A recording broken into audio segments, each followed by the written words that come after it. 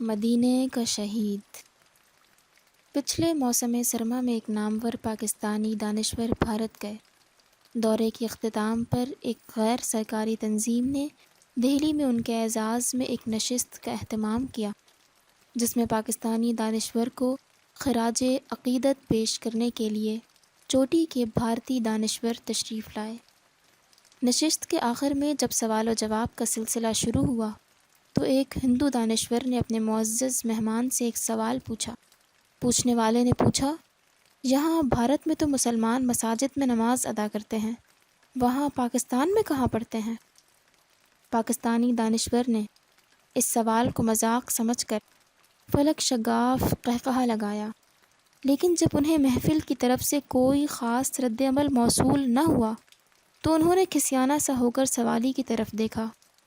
ہندو دانشور کے چہرے پر سنجیدگی کے ڈھیر لگے تھے۔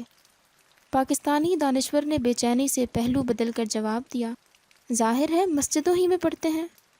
یہ جواب سن کر ہندو دانشور کھڑا ہوا، ایک نظر حاضرین پر ڈالی اور پھر مسکرا کر بولا، لیکن ہماری اطلاعات کے مطابق تو پاکستانی مسجدوں میں نماز پڑھنے والوں کو گولی مار دی جاتی ہے۔ ہندو دانشور کا یہ تبصرہ پاکستانی دانشور کو سکڈ میزائل کی طرح لگا۔ اس کا ماتھا پسینے سے بھیگ گیا، ہاتھوں میں لرزہ طاری ہو گیا اور آنکھوں میں سرخی آ گئی۔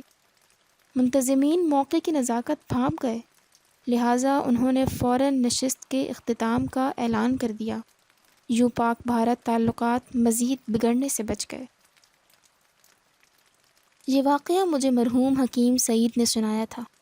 مجھے آج بھی وہ گرم سحپہر یاد ہے۔ میں ہمدرد دواخانہ راولپنڈی میں حکیم صاحب کے کمرے میں بیٹھا تھا۔ مرحوم خلاف معمول تھکے تھکے سے لگ رہے تھے۔ میں نے ادب سے طبیعت کے اس بوجھل پن کی وجہ دریافت کی تو دل گرفتہ لہجے میں بولے، ہم نے اس دکھ سے بھارت چھوڑا تھا کہ ہمیں وہاں مذہبی آزادی حاصل نہیں تھی۔ ہم نماز پڑھنے جاتے تھے تو ہندو مسجدوں میں سور چھوڑ دیتے تھے، خانہ خدا کے دروازے پر ڈھول پیٹتے تھے، بول و براز کی تھیلیاں ہمارے اوپر پھینکتے تھے۔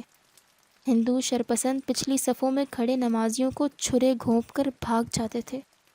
ہم نے سوچا، چلو پاکستان چلتے ہیں، وہاں کم از کم ہمارے سجدے تو آزاد ہوں گے، ہماری مسجدیں، ہماری درگاہیں تو محفوظ ہوں گی۔ لیکن افسوس، آج مسلح گارڈز کے پہرے کے بغیر پاکستان کی کسی مسجد میں نماز کا تصور تک نہیں۔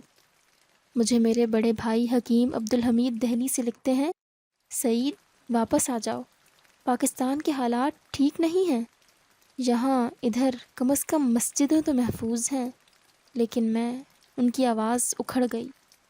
پاکستان آنے پر آپ کو کبھی پچھتاوا ہوا؟ میں نے نرمی سے پوچھا۔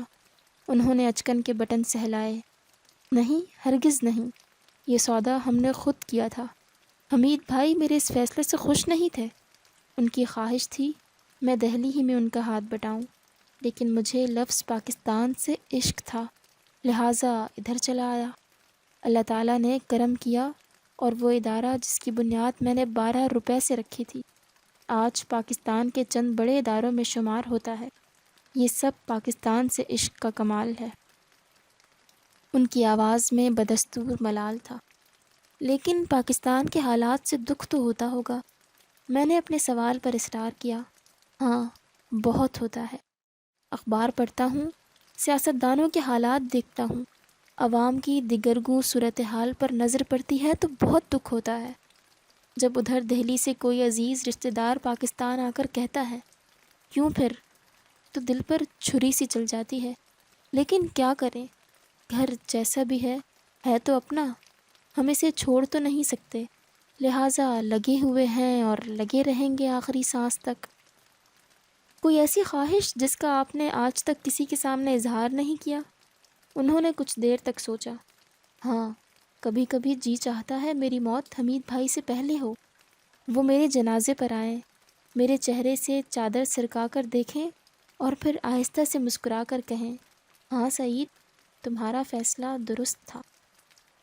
وہ گرم دوپہر ڈھل گئی تو اس کے بطن سے آج کی خنک اور غمناک صبح طلوع ہوئی۔ میرے سامنے میز پر آج کا اخبار بکھرا پڑا ہے۔ ہر اخبار کی پیشانی کے ساتھ آج کے سب سے بڑے انسان کی تصویر چھپی ہے، خون میں نہائی اور حسرت میں ڈوبی ہوئی تصویر، جو ہر نظر سے چیخ چیخ کر ایک ہی سوال کر رہی ہے، میرا جرم کیا تھا؟ مجھے کیوں مارا؟ میں تو زخموں پر مرہم رکھنے والا شخص تھا، پھر میرے جسم کو زخم کیوں بنا دیا گیا؟ میرا دماغ سلگی لکڑیوں کی طرح چٹکنے لگا۔ میں نے سوچا یہ تصویر آج دہلی کے کسی اخبار میں بھی چھپی ہوگی، وہ اخبار ہمدرد نگر کے ایک چھوٹے سے غریبانہ کمرے میں بھی پہنچا ہوگا۔ چٹائی پر بیٹھے 82 برس کے ایک بوڑھے نے بھی اسے اٹھایا ہوگا۔ اس کی آنکھوں میں بھی ہزاروں لاکھوں لوگوں کی طرح آنسو آئے ہوں گے۔ اس نے بھی شدت جذبات سے اخبار پرے پھینک دیا ہوگا۔ اس نے بھی بازو پر دانت جما کر چیخ ماری ہوگی۔ اس نے بھی اپنی چھاتی پر ہاتھ مارا ہوگا۔ اس نے بھی چلا چلا کر کہا ہوگا، سعید تمہارا فیصلہ غلط تھا، مجھے دیکھو، 82 برس کے اس بوڑھے کو دیکھو، یہ بغیر محافظ کے مسجد جاتا ہے، پیدل مطب پہنچتا ہے، روز صبح شام کافروں کے درمیان چہل قدمی کرتا ہے، لیکن اس پر کبھی کوئی گولی نہیں چلی، اس کا کبھی کسی نے راستہ نہیں روکا۔ ہاں، اس 82 برس کے کمزور بوڑھے نے چلا چلا کر کہا ہوگا، سعید میں کربلا میں زندہ رہا، تم مدینے میں مارے گئے۔